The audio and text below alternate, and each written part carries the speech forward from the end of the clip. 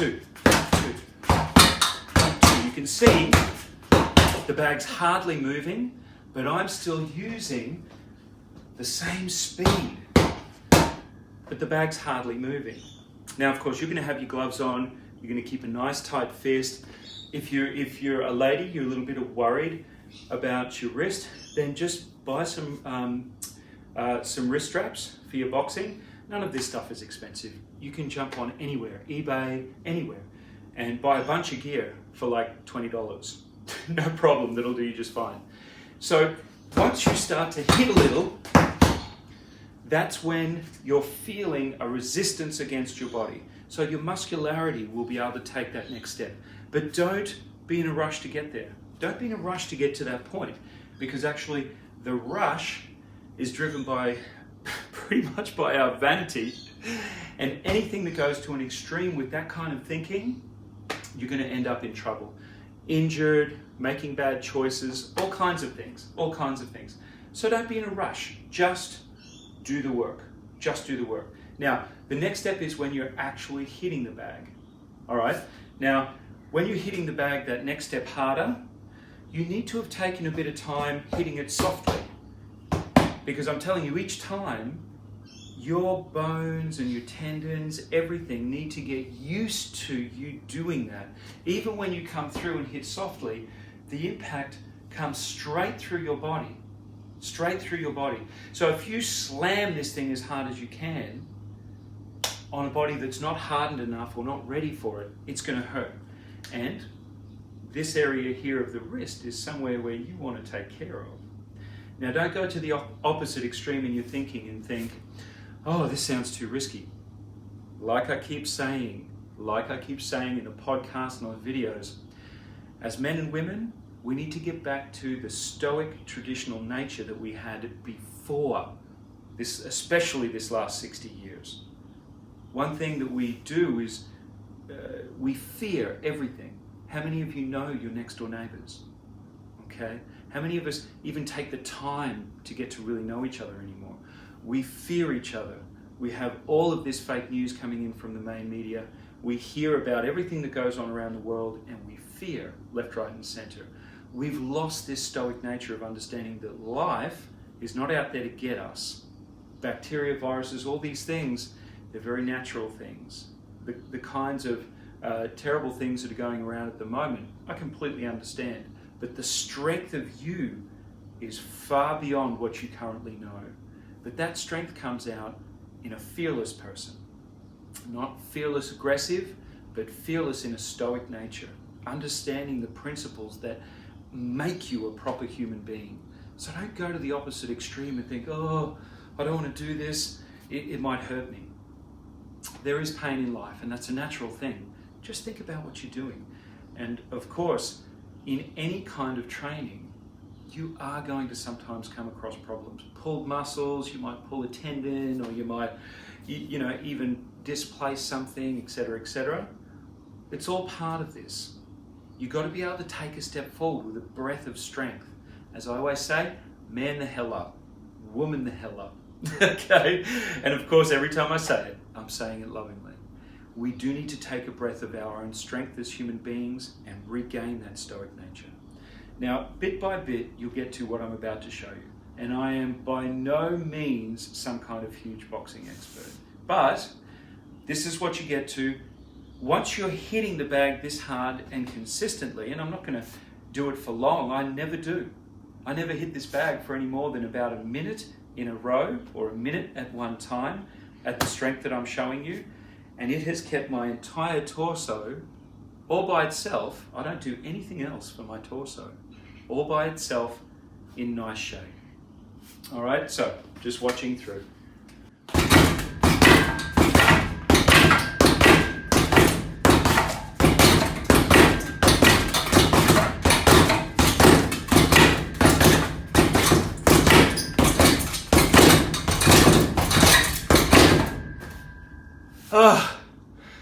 Now, that was all of about 12 seconds. But you can see how quickly you have a workout when you're working at that kind of ferocity. The strength it builds through you is something that is done quickly. You don't need to do it a lot, and it stays with you. Woo. So that kind of working out, getting to the point again that I showed you in the last one, that takes time. And if you go at it too quickly, you're missing the point. When you first start, it's all just about movement and speed. Do it fairly quickly. That's what works the muscles hard. Once you're feeling good about it, hit the bag a little bit harder. A couple of weeks later, hit it a bit harder again. And then after that, your body is naturally strengthened to the point where you can take it to what I've just shown you. So, we've looked at the bag again. Here, one thing I want to get everyone away from is the feeling that, and this is what the fitness industry has given a lot of people at the moment and markets it all the time. I was a PT. I know all the tricks of the trade. You get made to feel like you can't take a step towards a fitness path without being guided in every single fraction of the understanding of what to do. But that's ridiculous. A lot of the guys I see that are doing more calisthenic, push-ups, chin-ups, and all these different kinds of exercises, they understand clearly that when you go to do exercise, just a mild warm-up, loosen up a little, whichever way you feel is a good thing, even just turning your body, just like that. Go for a walk, raise your knees up to your hands, do that 30 times. All of this raises your heart rate, get your body primed, your mind primed to know that you're going to do some exercise. And then that's it, just exercise. If you need someone to lead you by the hand every fraction, you're not taking control of your own faculties, your own strength. So when it comes to working on a bag, I've shown you how to go about doing it. Each of you is different. Each of you has slightly different bodies. And while you go to do what I've shown you, you might think, no, actually, okay, I don't want to hit it at all. Or I just want to work in the air. You want to start that way, but you can feel it working. You'll all have slightly different styles as well. Go ahead and walk your own path with it. As it develops, well then, that's the path you yourself have strengthened through. All right? It's been fantastic being with you guys. You know, one last thing I wanted to say is, you know, when it comes to training, especially for guys, of course, muscularity is something that we look at.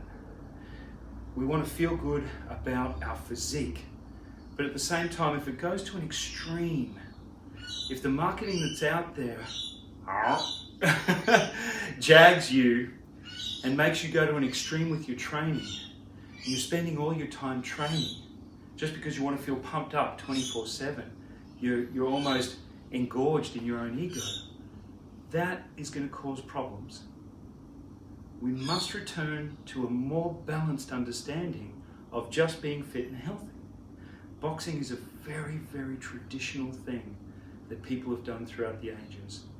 And now we do it simply to keep our bodies in just nice shape. We don't need to go to an extreme.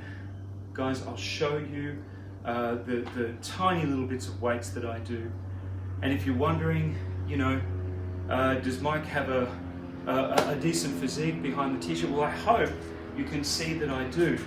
You can see that the muscle that I put on is very similar to what you see with so many other trainers or people that are on YouTube and things like that. But it is done through the tiniest fraction of work. That's a very important point. If you let yourself get pushed into feeling you need to train like an athlete just to look all right in a t-shirt, that really is just going along with the propaganda style marketing that's out there, that's been out there over 200 years now. All right, everyone, be good. I look forward to seeing you next time. Get onto my podcast. It is enlightening, especially episode 7 that's coming soon. See you soon.